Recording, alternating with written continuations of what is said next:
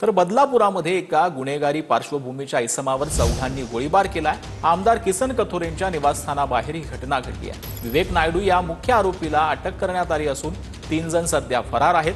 गोळीबारामध्ये अल्ताफ शेख हा जखमी झाला असून त्याला बदलापूरच्या एका खासगी रुग्णालयामध्ये उपचारासाठी दाखल करण्यात आले। त्याच्यावरती गोळीबार झाले, त्याला जखमी केला। 4 गोळींची 1 गोळी त्याला लागली। मारता मारता बसला माझा मुलगा। गोळी मार केली माझ्या मुलावरती। त्यांना कधी सजा द्या। जोडीदार त्यांचा 3-4 दिवस पहिले तो फोन करून इंस्टाग्रामवर शिव्या बिया देत होता। विवेक नायडू त्याचं नाव आहे। तो बोलत होता तुझा जीवा जाण्याची, बोलतो हे करल, मारून टाकाल, असा करील तसा करील।